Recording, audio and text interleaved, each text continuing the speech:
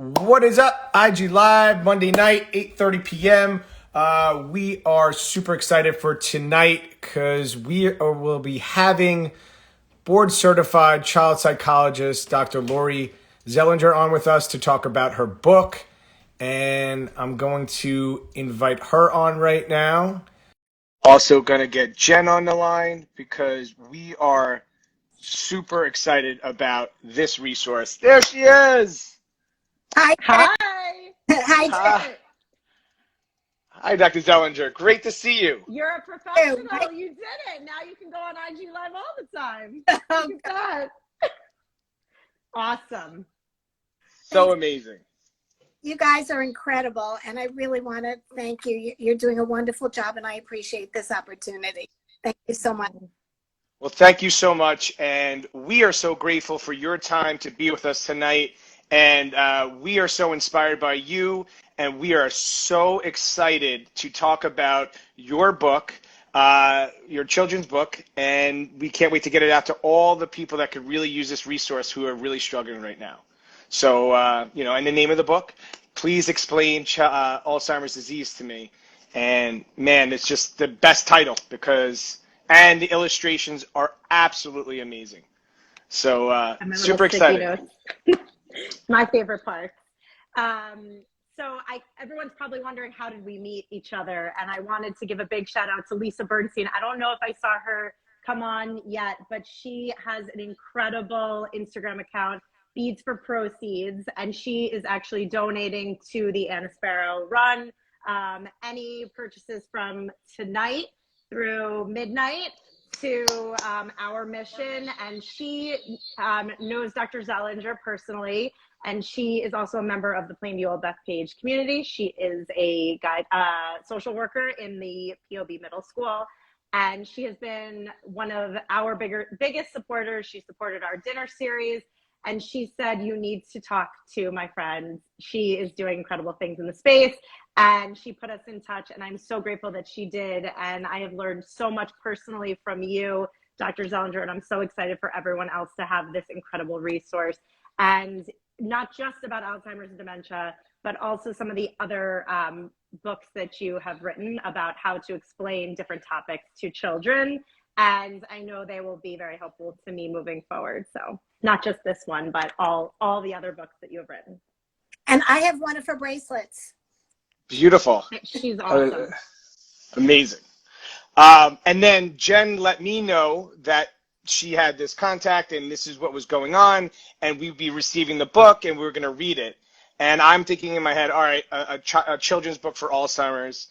Amazing. I can't wait to read it. And it absolutely blew my mind because not only was I was just thinking child story, but there's so much information and resources and caregiver tips and introductions and just so much amazing information, not only for the children's, but the parents and caregivers. And that is why we were so excited. And we've been talking with Dr. Zelinger for over 6 weeks now, maybe longer, just to get tonight and just get a good feel of how we wanted to bring this to everyone's attention.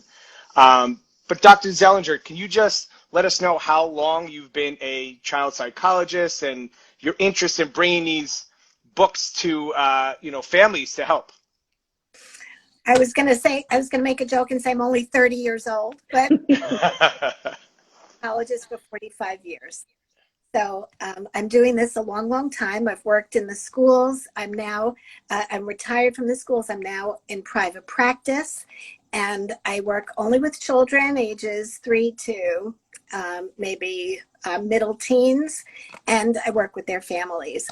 What I try to do, I'm also, by the way, besides a child psychologist, I'm a play therapist. So my mode is to connect with children and to help them either through their struggles or to understand difficult concepts by speaking their language. Play therapists believe that play is the child's natural language and toys are their words. So through play therapy, I've learned to understand kids better. And because I understand them better, I'm able to write books that reach them at their developmental level to help them understand some concepts that might otherwise be difficult for parents to explain. Amazing. And one of your best sellers is a book about children's anxiety, correct? Right. Yeah. And that's a big thing nowadays with children and anxiety. So, Tremendous. yeah. So, yeah, it's amazing work. The other thing that I try to do is to write books where the first part of the book is a story, a colorful story that will engage children. And then the second part of the book is usually a parent handbook, helping them to navigate some of those concepts that were raised in the story. So what I try to do is introduce in the parent section the questions that children might have. And like in the case of my Alzheimer's book, I also give some answers. So if kids are wondering about this, this is a sample of an answer that you might give. So I try to make it twofold, for the child and for the caregiver or the parents. And that's one of the things that immediately Jay was like driven to. He was like, it's not just a children's book, Jen. This is everything. And he was like, when you see this, he's like, you're going to freak out. He's like, it has so many amazing resources, like the whole thing.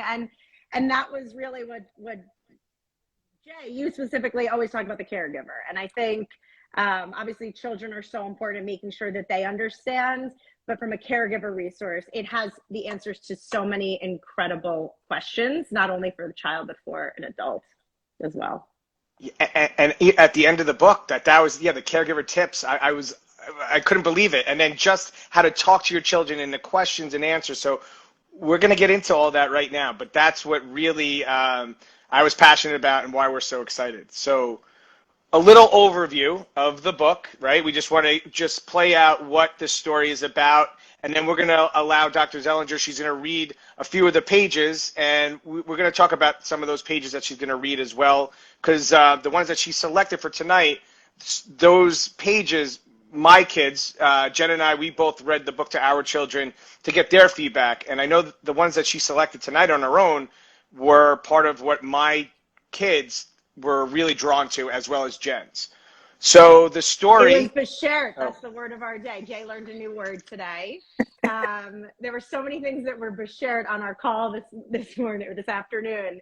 And one of them was the fact that we said, we're going to do some homework and we're going to bring back the pages in the book that really spoke to our children the most, and they happened to be the ones that Lori said she was going to read. So that was beshert, as well as the fact that this is her sixth book that she has written, and I joined Jay in the live series, started in the sixth year, and then she also has a seventh book, which is about shots, which is this year. But yeah, so very, very, that's the word of the day. So I had to go there. I'm sorry. I love it. Yeah, Faith. I wanted to mention for people who may be wondering what age this is for, depending on I guess your child's interest level and their language development, it's really intended for kids in the maybe 5 to 9-year-old range. But certainly some older children could profit from it, because I read it as I was writing it. I kind of tested out, with some of my clients, and there were some 11-year-olds who were interested. And you might find a precocious child under the age of 5 who, might be interested in part of it. Right, because Romy was 4 when I first read it to her. She just turned 5, and she sat through the whole thing, and it resonated with her. So okay. Yes. It can be for a 4-year-old as well. Yep. Before we read, sorry, what were you going to say, Jay? No, you could go, Jen. You go. I was going to say, if you could also share not only, so we talked about you're a professional, but you are a grandmother, a mother, and then also just a little bit about being a former caregiver and your connection to the disease, if you don't mind, before we dive right in. Sure. So I lived with this firsthand.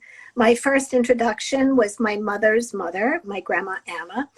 And she lived with us for a short while when she could no longer take care of herself. And she also lived with my cousins for longer. But The words I remember, they used to refer to this as senile, being senile, or senility.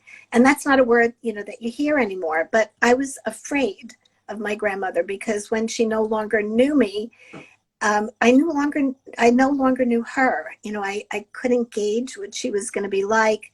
There were times she ended up living in a supervised environment, but there were times when she would leave and wander and get lost, and we would get these phone calls where we would have to look for her.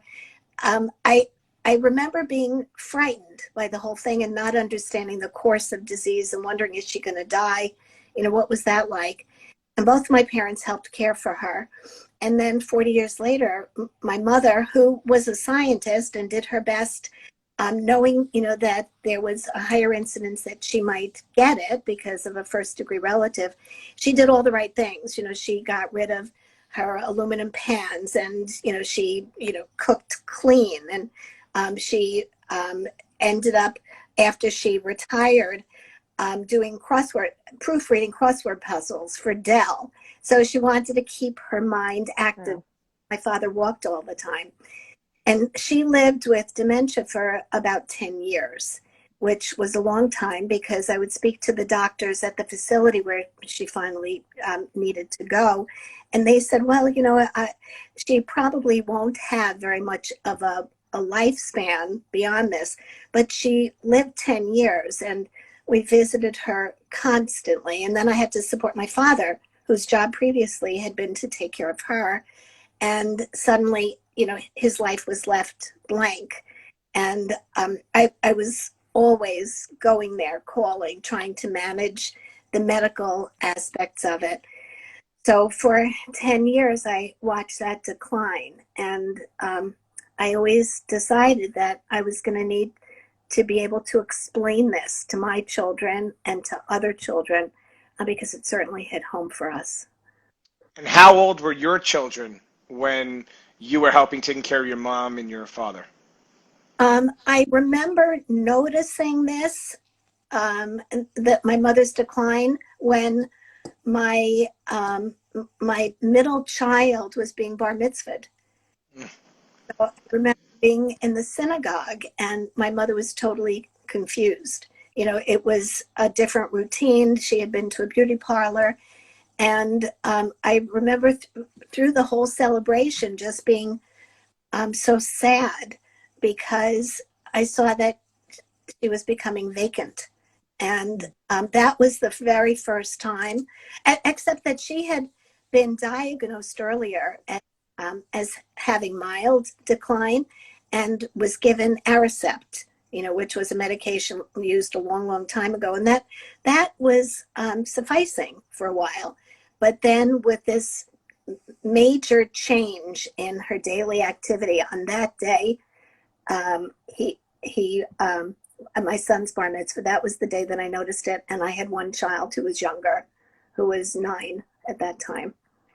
So that's a lot for you because you're full time, you're working full time, you have your profession, you're trying to help your children, feed them, clothe them, grow up, and then you're taking care of your mom for the next 10 years too. Those are probably some challenging years, but you had to be strong. They were tough, and especially the middle of the night phone calls from my father, because my mother's behavior became so erratic. So it really, it was a tough time.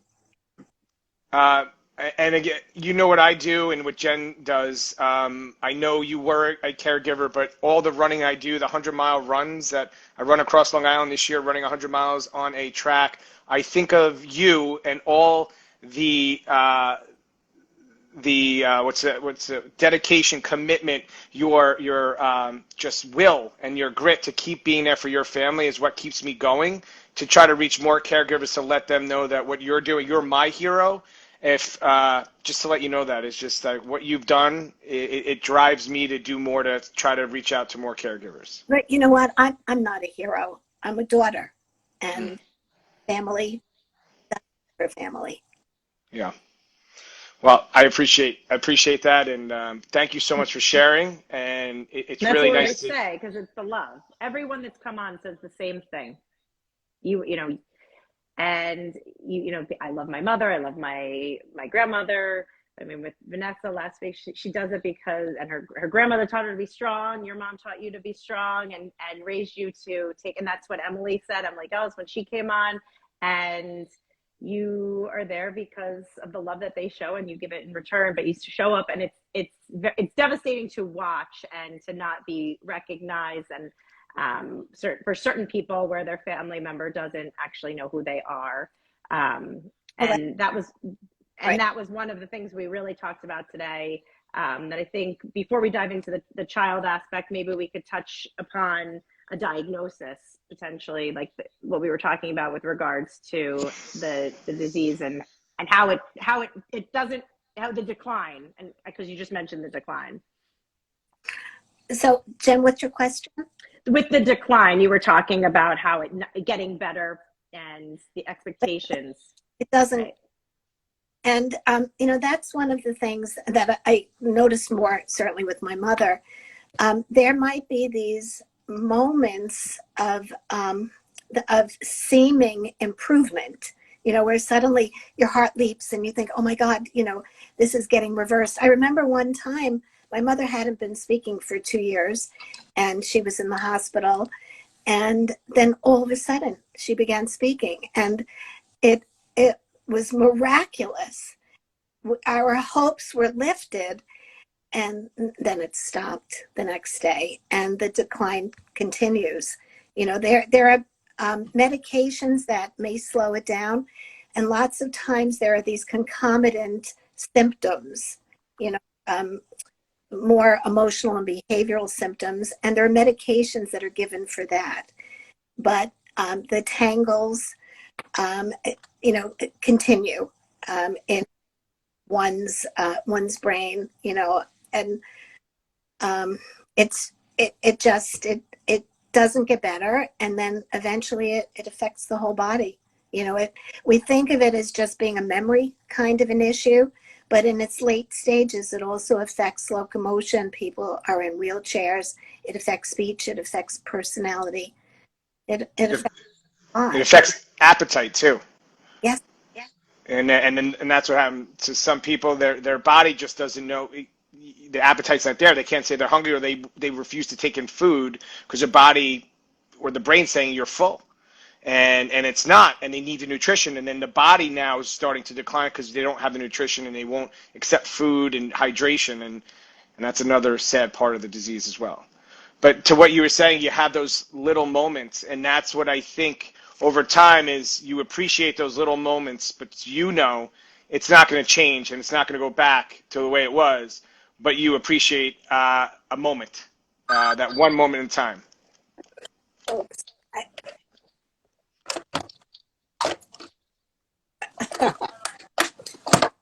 Sorry. I liked hearing that landline. Yeah. We don't have a landline. It's fun. Just in case you needed to reach me, Jen, and I forgot. All right, so thank you so much for sharing your caregiving story, your family story. That's what Jen and we normally do every week, and I don't think over the last couple of weeks we've ever really talked about it. So I'm so glad that we haven't. We really haven't. So it's just an amazing story, and thank you so much for sharing. That was really nice. That was sweet. And then we know it's hard to talk about it too. But the other thing is 25% of caregivers are in this sandwich generation where they're also taking care of a younger generation. So there are many, many people who are affected. It's not just the disease of the older person. It's a disease that the whole family needs to deal with. And that's what we've learned. So over the last 7 years, I've been able to meet caregivers from, you know, trying to create this platform to reach more caregivers. And I've always thought, because my parents were, you know, in their 60s taking care of my grandmother, that all caregivers were in their 60s. And over the years, I started to meet a younger generation of caregivers who had children, and we're starting to hear that there is a diagnosis for younger adults. And Jen and I this year, we've met so many amazing people who are in this sandwich generation. And, it's really something that's eye-opening for me. And there's more and more, like the 25% it's a high number, and it may even be it's getting larger right now with the I guess the baby boom population too. It is. Number. So yeah, so that's why this resource, please explain Alzheimer's disease to me. Hearing about this resource, we knew we had to get this out because we have a village. There's a lot of people that are young. They're in that sandwich generation. And I mean, just to give, an overview of the story, because we want to read the book, but we want to get, this book into everyone's hands and just give an overview. And we want Dr. Zelinger to give, the pages that she wants to read to you. But the overview is that cousins Seth and Shepard, they go to their grandmother's house every Sunday for dinner. That hit home for me because I would always have Sunday dinner with my grandmother and my family, and I have a big Italian family. So, that reading the story for me, that's when I was like, all right, I could get used to this. I see where this is going. And with Seth and Shepard, they love seeing each other, and everything was like, it's always normal. We run around the house, and our parents like, stop. Yeah, always stop running. And I would always be told, stop playing ball in the house. It's too loud. We always tell my boys like the same thing. Yeah, and then, that's their Sundays. They're always excited, and Grandma makes dinner. And then they go back another Sunday, and now Grandma's not making the dinner, and Seth and Shep's mom are making the dinner, and that looked a little strange because Grandmother always makes dinner, and then the food didn't taste quite the same. So they could start seeing this difference in Grandma. And then another week they're there, and Grandma is not talking to anyone, and she's sitting in her chair just looking out the window. And they see that something's different. So, and then one time they go into the refrigerator, and something's ringing in the refrigerator, and it's Grandma's phone. So this is what we're leading up to. This is what the story's about.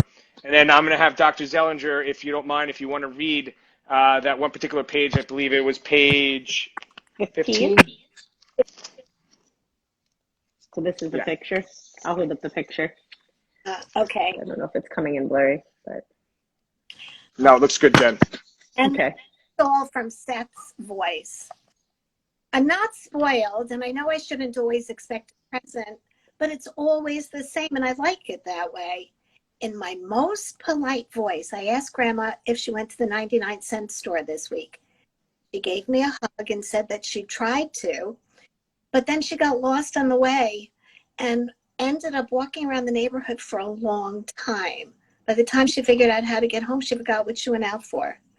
Grandma never got lost before. That part wasn't the same. Now, could I just stop for 1 second there? That hit home with my daughter because my mom takes my daughter to the 99-cent store all the time. So I was reading to her, that stuck in her head, like that 99-cent store and having that connection with my mom. So that was something, as we read to my children, not to interrupt you during the reading, but that's something I hit home with my daughter, Olivia. And Kathy does not have Jay's mom, but when we told this story, we were saying to our own children, like, this is a grandma in the story. But it's interesting how they perceived the story and what they took away from it as such a learning, teaching moment, whether or not your child is dealing with a grandma or grandpa that has this disease. It's interesting that she was able to make that connection, that that's something that wouldn't be the same. And she, like Olivia, had understood that as someone might be going through that. And that doesn't feel, to a child, that's a big deal. And that doesn't feel right or the same. And I like how the way you preface the whole story is like everything was the same. And for a child, the consistency really matters. And even the same thing in the storytelling, it resonates with them. So the way you wrote it, my kids noticed that as well. So keep going. The next. I'm 19. So 19. Yeah, before. So after they leave Grandma's, Mom says to Seth that she noticed that he was observing things at Grandma's house. Mom told me that Grandma has a special kind of forgetting. It's different from the kind of forgetting that we all have sometimes. Everybody forgets some stuff, like when I forgot to do my math homework or brush my teeth or where I put my favorite video game. That's normal because it happens to everyone. But Grandma's kind of forgetting is different. Mandy wrote, "Thank you so much for making this book accessible, and thank you for the book."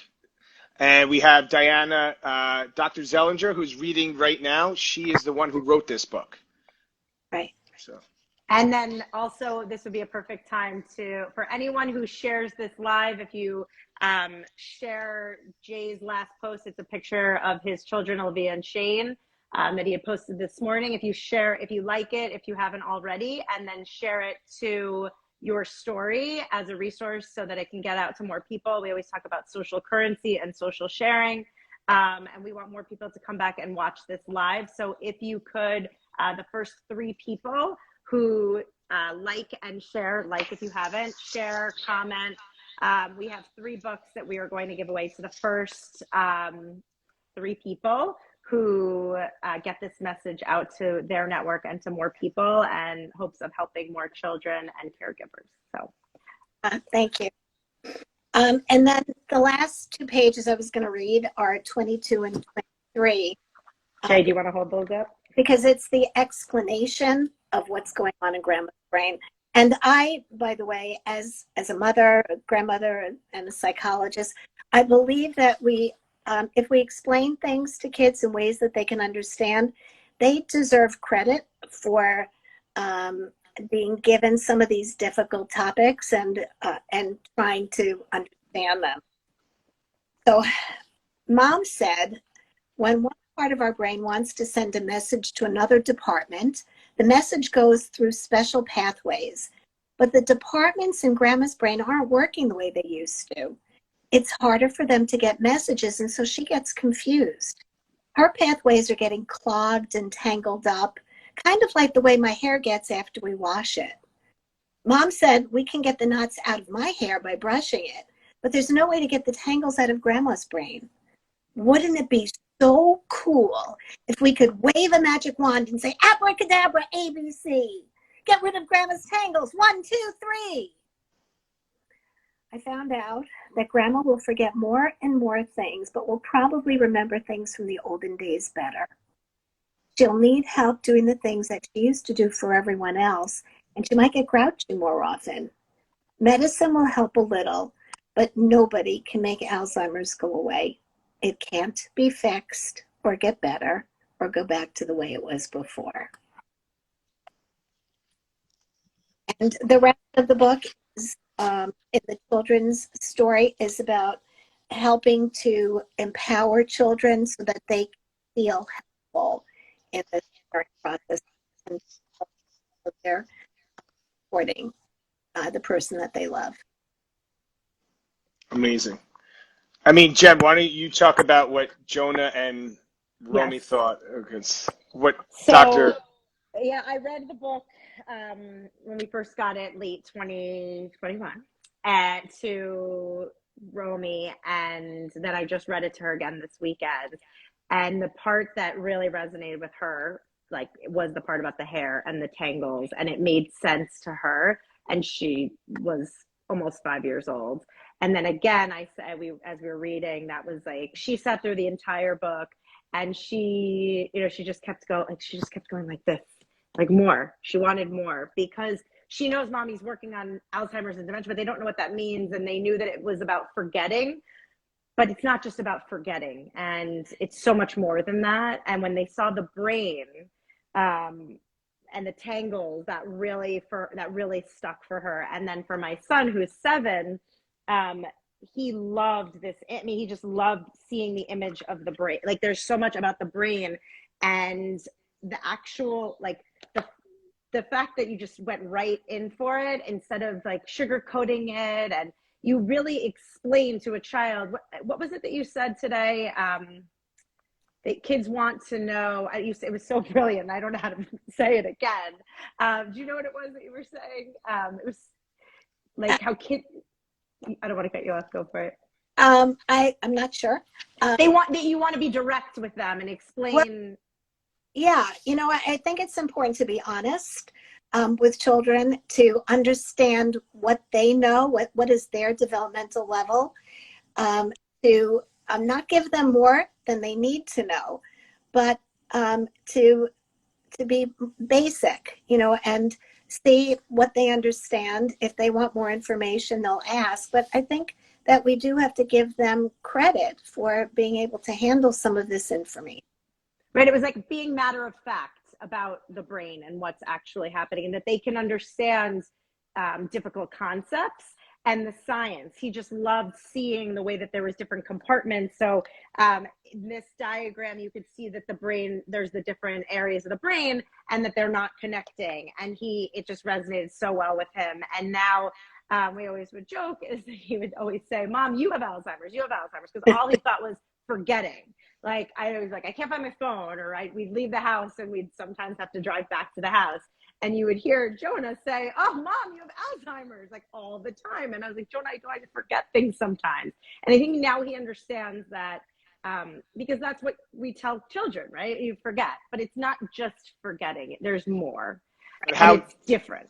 But how Dr. Zelinger explains it in the book, you know, on a children level is like, well, it's just like how you forget to brush your teeth, or you forgot to bring your homework in, you forgot your phone. Like and then the children are like, oh, his Chromebook. All those, yeah, they get it now. They get and they don't have Alzheimer's, so that I thought was amazing to really the story and the science coming together, and it just clicks for them. And now they know that it's not just like, oh, Mommy has Alzheimer's. Like, and then he'll go to school, he'll tell me, but now he knows not to say that because of this. And I think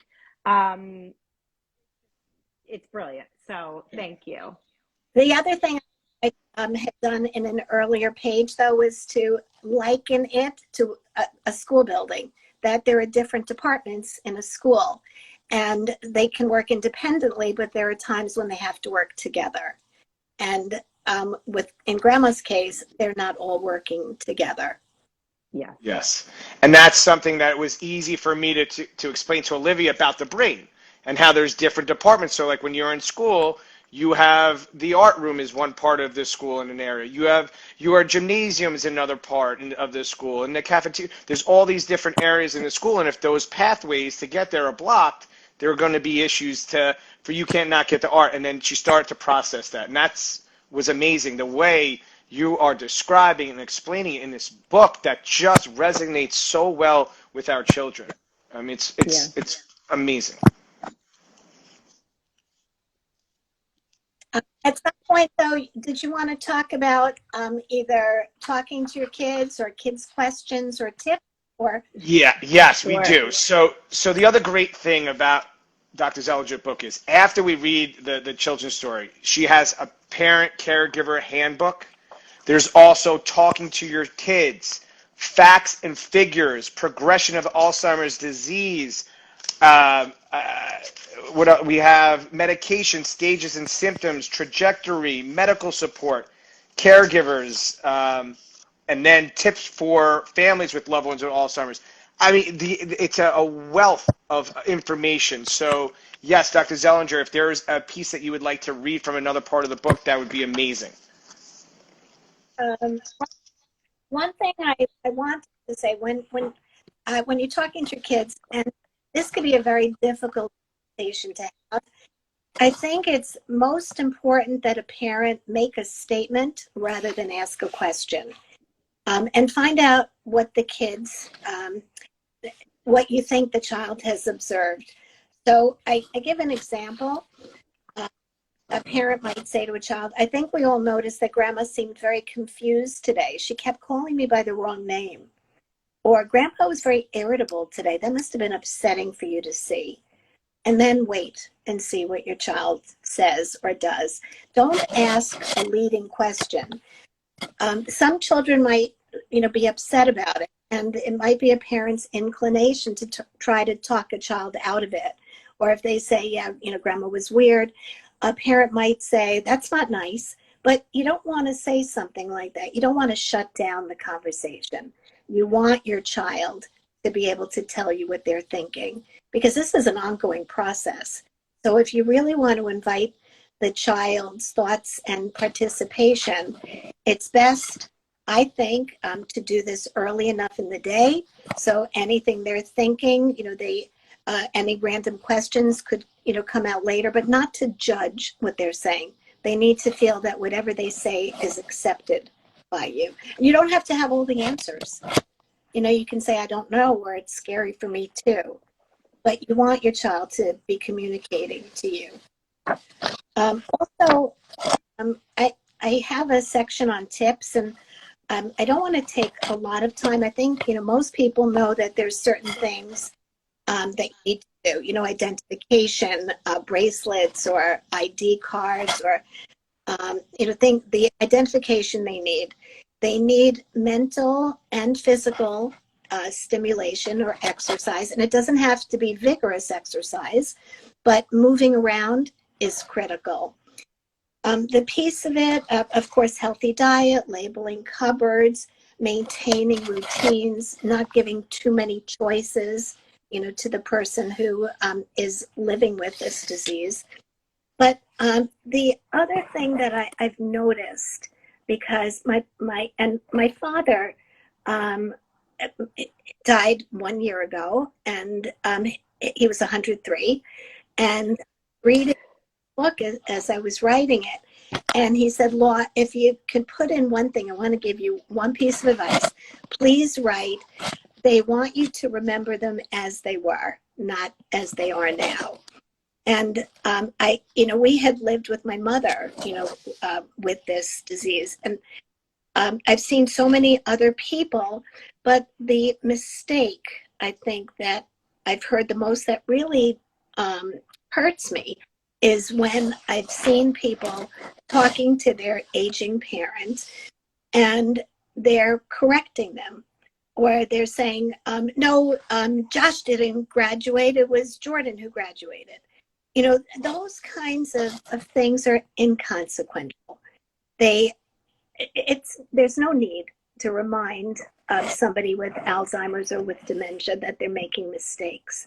I heard one mother saying, we discussed that already, or how come you can't remember? And they can't. If they could remember, they'd give you the right answer. But reminding them that they're forgetting, it's demeaning. It's not productive. It doesn't make anybody feel good. It makes them anxious if they see that you're raising your voice and you're impatient with them.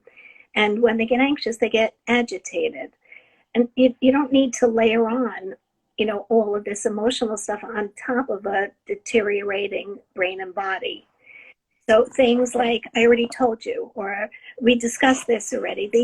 The impatience is something that I don't see written about, but I do see people showing that to the person with Alzheimer's. And I would say, please don't, because it's not helpful for anybody. And the more you ask, the more you correct, the more you argue, you're not going to get a better answer. So it doesn't behoove anybody to, you know, to be able to chastise somebody who doesn't have the ability to remember. And the solution is just to agree with them, right? Like if that was Josh's graduation, really it was Jordan's. Like, yeah, it was Josh's, and just to agree, correct? Right? That's the solution, and just trying to have patience. Well, I don't know if there is one solution. You know, like a lot of times I remember with my parents, they would repeat things a lot, you know, and it would become tedious for me. But while I might have wanted to say something like, I know that story already, instead, the better option was, you're remembering these things a lot. It sounds like you want to talk about them. And if to tell you that story again. I think agreeing sometimes, or overlooking sometimes. You know, we say with so many things in life, pick your battles. This isn't the kind of thing that you need to correct. What difference is it going to make in the end? You could say, you're remembering that graduation. Wow, yeah, you're there for it. Or that graduation was really a big deal. You know, just comment on that without making the person, Or the distinction between who it was, right? Yeah, I don't know. Or it's also, if it's the mild stage of decline, you might say, oh, yeah, it reminds me of Jordan's, but that one I think you're talking about is Josh. You know, if it's at an earlier stage, I think you can say that. You know, if somebody can profit from self-correcting, you know, maybe bring them, that in, that event into focus. But if the person is really moderate or severe, um, I wouldn't, I wouldn't dream of correcting them. And it all, for me, in my experience, that's with my grandmother. I went to visit her, and she didn't really know who I was, and she would repeat herself a lot and ask the same questions. And in the beginning, I was uncomfortable, and I would stay 10 minutes because I couldn't keep hearing it, and I would leave. And for me, it was that if I was in her situation, she'd be there no matter what. So I kept going back. And when I kept going back, I had to put my understanding of what was going on with her to the side, and I had to put my feelings to the side. And I started to see that she just loved the fact that I was sitting there with her, and I let her repeat over and over, and then I became comfortable because I had to think about who she was, not what she's going through, and the joy that she was having with me just sitting there. And it was all about me having to have patience, understand this, and yeah, she'll never say hi, Jay, ever again. But she could grab my hand one day, and not every day, but she'll grab my hand and look at me as if she knew me. And that's what for me, it was just that having to keep showing up. And then it was just a beautiful thing. I think that if they're telling you a story over and over again, if it seems new to them, then they may, I don't know, scientifically, but they may think that it's new to you as well. So the other thing I noticed also is that they may respond to voice. They might not know your name or who you are, but they might know that you're different from everybody else who comes in to take care of them. And I noticed that with both of my parents. They would turn toward my voice among all of the others. And I think they really just wanted that familiarity, the comfort of knowing that somebody was there who was part of their life. Yeah. Yeah. Yeah. We've talked about like holding hands or recognizing those. Like, I think Vanessa always takes a picture of her grandmother's hands from one of our guests not last week, the week before. And I always think about holding my mom's hand. I know it wasn't dementia, but just like towards the end, and like the power of, Jay always talks about holding hands, but the comfort, not just of holding the hands at bedside or if in a home or wherever it might be, or just any day, the power of voice. Yes. And you painting that picture tonight, I think, is something that's really going to stick with Jay. And I think we're both like, wow, because we haven't really talked about voice as much as touch as a sense to bring comfort. But we do talk about, music. We talk about music, but we don't talk about the power of voice. Person's voice. Yeah. That's like when you lose the ability to then just turn in a certain direction. I could see that so vividly, even not going through it, but I can understand it. Yeah, I don't know, if that's characteristic of everybody, but it was of both of my parents at the end. Thank you for sharing that. I know that Thank you. It'll help others that are on. I do want to read, Karen in the comments had said, hold on, it's not letting me scroll up tonight. Jay, are you able to? Yes. Okay, for some reason my scroll button is this would have helped my kids who are in high school and college when their nana lived with us with dementia. Don't think the age is limited. Yeah, I agree. I read the comments. I'm 41, and I read this story, and it made sense to me, better than anything I had ever read before. And again, I haven't lived through this personally, but just in the last year, working with Jay on this project. So yeah, I don't think the age should be limited either. Karen, I agree. Yeah, and then I'm sorry. And what were you going to say, Dr. Zelinger? Well, I just wanted to just read the questions, not the answers, though, that some children have. Yeah, absolutely. We have time just for the questions. Yes. So I've listed some questions that real children, have posed regarding this, and I give a sampling of answers. The answers might not fit your family, or they might, or you can change them and edit them as you. But for parents who really feel stumped, this is at least a framework for a parent to answer a child's questions. So one of the questions I've written is, what's wrong with grandma or grandpa? Will grandma or grandpa get better? Does Alzheimer's hurt? Can I catch Alzheimer's? I don't want to see grandma and grandpa. Do I still have to visit them? How come grandma and grandpa keep saying the same things over and over again and calls me by a different name? What does grandma's helper do? What should I do if grandma or grandpa makes a mistake?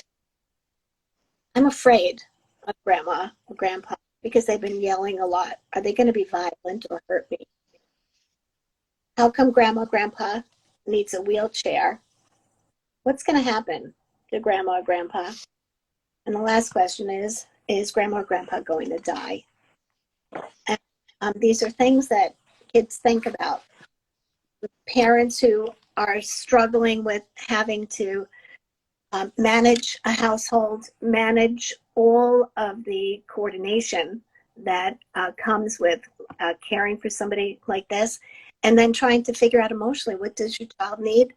It's hard, to be there and come up with the right solution. And you don't have to have the right solution. If you make a mistake, there's a million chances when you're raising kids to do it over again and try something else. But there are some sample answers in here. If you feel like you don't need to refer to something and you can't create your own response. Right. And we always talk about, like, you can't pour from an empty cup, and sometimes you need a tool and you need a resource, and this is here. And there's nothing wrong with going and giving it to a child and saying verbatim what's in this book to help you, because your cup is empty at the end of the day, and caregiving is hard and parenting is hard, and the sandwich generation, there is a resource for you. And that's why we were so excited to bring you on tonight, to help someone. And that's all we're all here to do, is to help explain and help that caregiver and help that child. So thank you so much. Oh, Yes. This is an amazing resource. That's why I know we always talk and how excited I am, because it's all about getting resources to caregivers, because our passion is to help those that are struggling and they don't know where to go or who to go to or what else is out there. People don't know unless they're in it, right? So the more we could get this out, and let's just say someone gets, unfortunately, maybe they're in a sandwich generation and they find out that you get a diagnosis for Alzheimer's or dementia in the next couple months, and then this resource is out there. Or their parent was just diagnosed 6 months ago and they don't know what to do. This is why we want to get this resource out to as many people as possible. So thank you so much. This is like a passion of mine, and I know Jen's too, because we need resources for caregivers. There's also a bibliography, a reference section, because this was also written from research articles and books. So it's not written from my experience, right? It is empirically based. Amazing. Thank you. Thank you So so much work much. went into this. You can tell. I mean, it's cover to cover. It's an incredible resource. And that's why we just kept saying, we got to get this resource out. We got to get it to more people. And we are so, so grateful that you came on with us tonight and you shared your personal story. I know that is hard I know you talk all the time to different, to patients, but to actually, they're telling you, for you to actually share your story. We hope that made you feel connected to your parents even more so, even though they are obviously no longer with us here. They are shining down, and like we say, the wings are flapping. So, and I have to say, Elliot says thank you to Lisa, Jay, and Jen for putting this together. Mom, you're an inspiration to all of us. Thank you. Well, I can't see comments, and I promised you, Laura, you wouldn't have to worry about the comments, and now mine's frozen. And I think Laura Simon said, great job, Dr. Z. Karen says, great job. Beads for proceeds. This was amazing. Thank you so much. And one thing I want to thank you for is we always talk about being comfortable in uncomfortable situations. And we've been talking with Dr. Zelinger for 6 to 8 weeks about how we wanted to, what platform we could use this on. And we said we have an IG Live. And Dr. Zelinger was like, I don't know about IG Live. And I want to thank you for stepping outside of your comfort zone, trusting us, trying to get on IG Live, figuring it out with us, and coming on IG Live. That is so inspiring for me that you're still trying to do things that are not so comfortable for you to help others, and that inspires me. And this book inspires me so much as well. Thank you, thank you. You know, I just realized though, also you mentioned that you wanted to see the anxiety book. Yes. So, can I?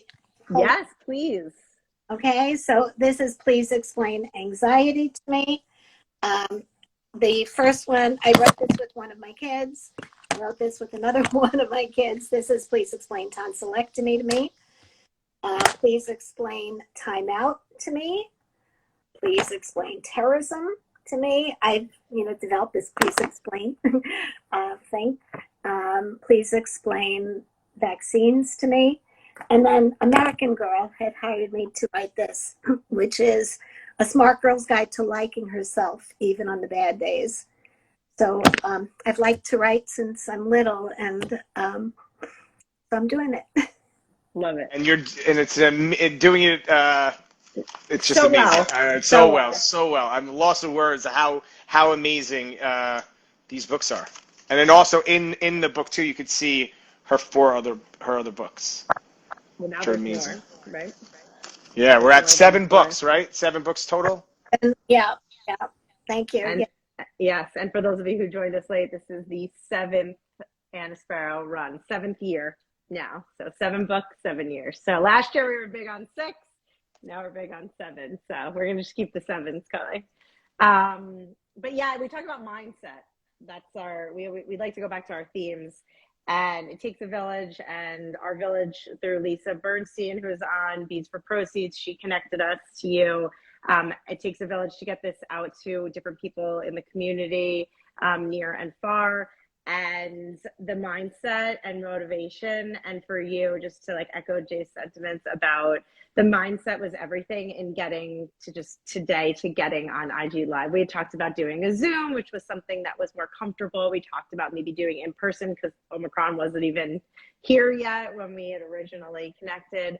And we kind of threw you this curveball. We're like, we're doing IG Live, it's our platform. And and mindset is everything. And you went for it, and you were like, I can do hard things. I can do this, right? And you did it, and you got on within 2 seconds. You guys held my hands through this. I'm a technology kind of gal, so this was all new for me. But I appreciate your support. You made it easy, so thank you. Oh, anything. It was fun, and we learned so much along the way, and we hope you enjoyed this because. And this is only the beginning. We're going to be promoting the book even more and getting it to as many people as we possibly can. And we have some good things going on with the Roslyn JCC and our local communities and schools. So we want to get this to any of the teacher friends that we have, and just trying to really get this book into as many schools as we can and out to as many people as we possibly can. So we're going to fall on our village to help us get your resource, your book out to more people. And then for those of you who would like to purchase, you can get it on Amazon. For anyone who is watching the first 3, or on the replay, the first 3 people to like, if you haven't already, Jay's last post with Shane and Olivia, his 2 children. If you can share that to your story and tag all 3 of us, you will get a copy in the mail. And yeah. And thank you, Dr. Zelinger, for donating the books. That was so very, very, very nice of you. Thank you so much. Yes. I think you should have more than that also. So hopefully you did, or you will. Yes, I do have more. We've actually given some out to some people in our village already. So yeah, we had. Yeah, Jen has one. I have one that I want to keep myself, and we gave 2 out to 2 caregivers who are in the sandwich generation who are near and dear to our heart, and we just wanted to get that to them right away. Good. Thank you. This was all really right. This was a wonderful situation for me. It was Oh. to join you, so thank you. Thank you for your time. We're so grateful for you. Thank you for everything. This is only the beginning, and we're so grateful for your time tonight and sharing about your book and what it meant to you. And thank you so much. And thank you to everyone who is on right now and who shared all of the information and helped push this out to as many people as we could possibly get it to. So it will be saved, and please let anyone know who missed it, who would benefit from this.